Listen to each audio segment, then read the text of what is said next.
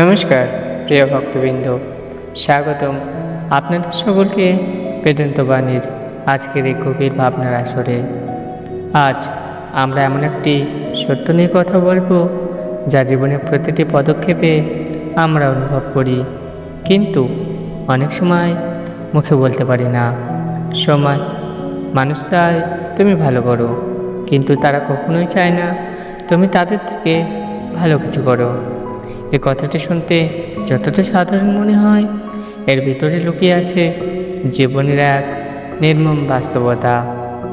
আমরা যখন জীবনে সংগ্রাম করি, তখন অনেকে আমাদের পাশে এসে দাঁড়ায়।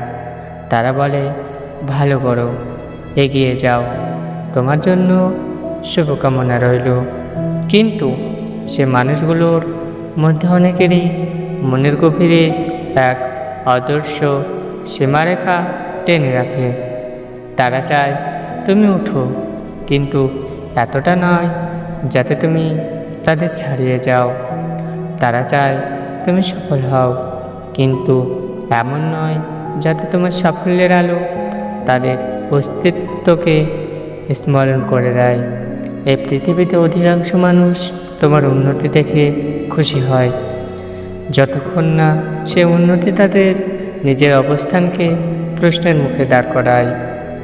যে মুহূর্তের তুমি তাদের থেকে এক পা ধাপ উপরে উঠে যাও, সে মুহূর্তে প্রশংসা বদলে যায় নীরবতায়, সমর্থন বদলে যায় ইশারায়, আর হাসি মুখ বদলে যায় কৃত্রিম সৌজন্যে। শ্রীমদ্ ভগবদ গীতায় শ্রীকৃষ্ণ অর্জুনকে বলেছিলেন, মানুষের মন খুব সহজেই মোহে, অহংকার এবং তুলনার ফাঁদে আটকে যায়। এ তুলনায় মানুষকে অন্যের সুখে অসুখে করে তোলে। যখন কেউ তোমার উন্নতি দেখে নিজের অপূর্ণতা অনুভব করে, তখন সে অজান্তেই তোমাকে টেনে নামানোর চেষ্টা করে। এটাই মানব মনের এক স্বাভাবিক দুর্বলতা। কিন্তু মনে রেখো, অন্যের ঈর্ষা তোমার পথ নির্ধারণ করবে না। তোমার পথ নির্ধারণ করবেন ভগবান এবং তোমার কর্ম। যদি তোমার উদ্দেশ্য পবিত্র হয়, যদি তোমার পরিশ্রম সত্যই হয়, তবে মানুষের বিচার নয়, ঈশ্বরের আশীর্বাদই শেষ কথা। অনেক সময় আমরা ভাবি, আমি তো কারো ক্ষতি করিনি, তবুও কেন মানুষ আমার সাফল্য মেনে নিতে পারে না? কারণ সত্য কথা হলো, সবাই তোমার সংগ্রাম দেখতে চায়, কিন্তু সবাই তোমার বিজয় দেখতে প্রস্তুত নয়।